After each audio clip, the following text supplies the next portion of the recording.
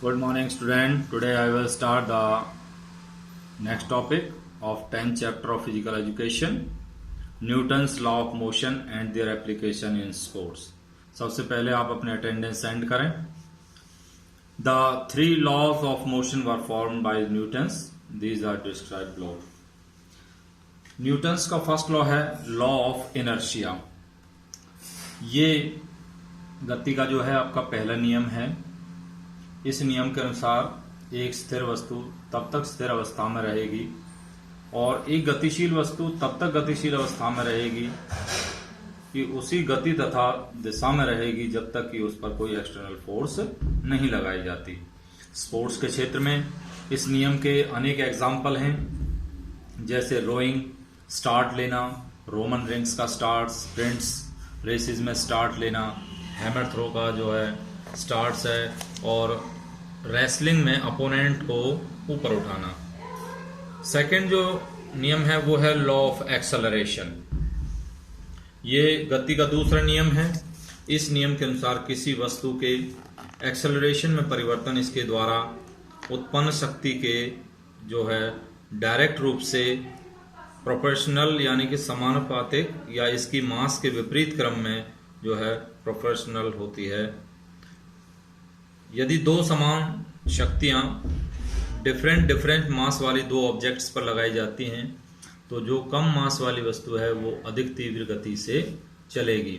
यह नियम भी विभिन्न स्पोर्ट्स में लागू होता है. जैसे हैमर थ्रो में जो थ्रोअर अधिक शक्तिशाली है वो 12 पाउंड के हैमर अधिक दूरी तक फेंक देगा अपेक्षाकृत किसके, कि उस थ्रोअर के कि जिसमें कम शक्ति होती है. एक हैमर थ्रोअर को यह भी पता लग जाता है कि 12 पाउंड के हैमर को फेंकने की अपेक्षा जो 16 पाउंड का हैमर है उसको फेंकने में अधिक शक्ति की आवश्यकता होती है.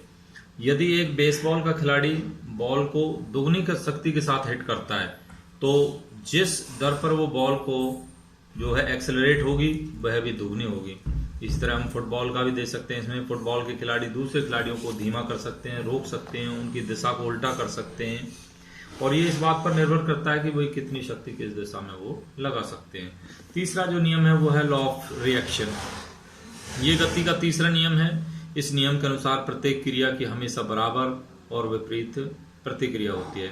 खेलों में ऐसे अनेक एग्जाम्पल हैं जहां पर यह नियम लागू होता है, जैसे डाइविंग बोर्ड पर अधिकतम ऊंचाई प्राप्त करने के लिए स्प्रिंगिंग करना, ट्रम्पोलिन पर बाउंसिंग करना, और स्विमिंग में पानी के बहाव के जो है विपरीत दिशा में जल को धकेलना, आपको वाटर को, और बास्केटबॉल में ड्रिबलिंग करना जो है आदि जो इस तरह के नियम का प्रयोग स्पोर्ट्स में किया जाता है. स्विमिंग में भी वही एक जो स्विमर्स है वो आगे बढ़ने के लिए पानी को पीछे की ओर धकेलता है वो वाटर को, और ये एक क्रिया है. पानी क्या करता है, तैराक को आगे की ओर उतनी शक्ति से ही धक्का देता है, तो ये प्रतिक्रिया हो गई.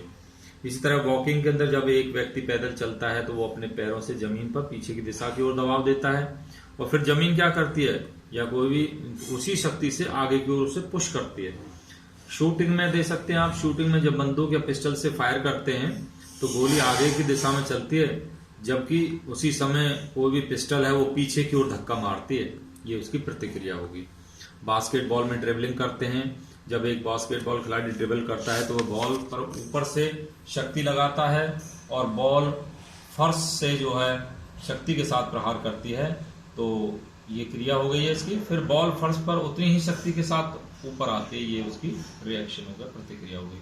हाई जंप के अंदर एक हाई जंप लगाने वाला एथलीट जब एक ठोस सतह से ज्यादा अच्छा जंप लगा सकता है क्योंकि वो शरीर पर उतनी ही शक्ति के साथ उसका विरोध करता है. जितनी शक्ति वो लगाता है उसके विपरीत जो है वो रेत या इस तरह की जगह पर कम शक्ति लगती है, इसलिए जंप कम करता है.